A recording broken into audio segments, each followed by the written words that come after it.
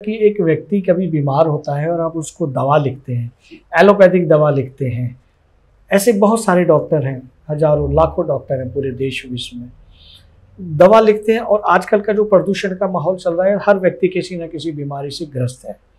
जब वो दवा लेते हैं, दवा खरीद कर लाते हैं, चाहे हम मेडिकल स्टोर से लाते हैं या कहीं से लाते हैं, फिर वो दवा इतनी होती है कि मतलब बहुत सारी होती है। जैसे मिठाइयाँ घर में लाते हैं या इस तरह की ऐसी दवा आती हैं। कुछ दवाएं जो है ना, उनकी डेट एक्सपायरी हो जाती है। वो जो लोग जो दवा को यूज करते हैं, कुछ लोग देख लेते हैं कि दवा एक्सपायर हो गई है, तो उस दवा को घर के कूड़े में डाल देते हैं, और वो कूड़ा जाकर उस कूड़े से मिल जाता है जो जमीन के साथ दबाया जाता है। वो जो दवाएं, जो एक्सपायरी डेट की दवाएं बहुत ज़्यादा मात्रा में इस मिट्टी के नीचे दबाई जा रही हैं, उससे क्या क्या नुकसान हो रहे हैं, और हमारे दर्शकों को बताएं ऐसा करना चाहिए या नहीं करना चाहिए। देखिए, जो हमारे हॉस्पिटल्स में होते हैं वहाँ पर तो बायोमेडिकल वेस्ट डिस्पोजल की स्थान होता है जी। ठीक है, तो यदि आपको ऐसा लगता है कि आपके पास दवाइयाँ एक्स्ट्रा हैं, तो आप किसी जरूरतमंद को दे सकते हैं। कोई मेडिकल बैंक बना सकते हैं अपनी सोसाइटी में जहाँ पर आप रह रहे हैं। तो वो एक्चुअली उससे क्या होगा, दवाएं जिसको जरूरत है वो ले सकता है, पर ये आपकी साथ में जिम्मेदारी भी है कि आप उसमें एक्सपायर्ड दवाइयां ना डालें, क्योंकि जनरली लोग क्या करते हैं, अपनी एक्सपायर्ड दवाइयां भी हॉस्पिटल के बैंक में डाल के चले जाते हैं।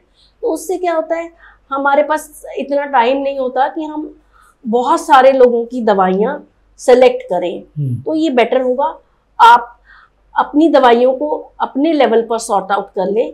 यदि आपको ऐसा लगता है 1 महीने तक कोई वो दवाइयां लेने नहीं आया है, तो आप उसको कोई नियरेस्ट हॉस्पिटल में देकर आ सकते हैं, ताकि वो उनको जरूरतमंदों को दे सके।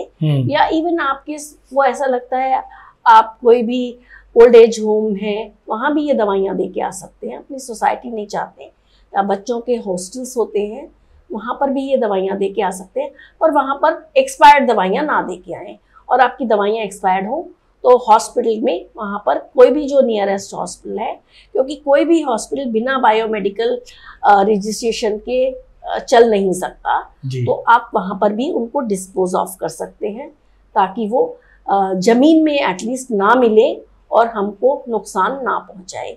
क्योंकि कुछ ना कितने सालों में वो डिसइंटीग्रेट होंगी हमें नहीं मालूम, पर धीरे धीरे करके वो जरूर हमारे ग्राउंड वाटर में और खाने की सामग्री में आएंगी।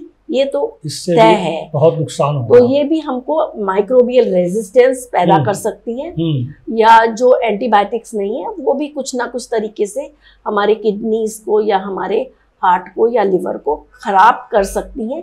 मैं ये नहीं कहूँगी करेंगी, कर सकती हैं, पर कब करेंगी हमें नहीं मालूम। ये आपने बहुत अच्छा क्वेश्चन उठाया है। एक सामाजिक जो चेतना है, वाकई में सामाजिक चिंतक है वही सोच सकता है इसको कि ये दवाई का हम क्या करें।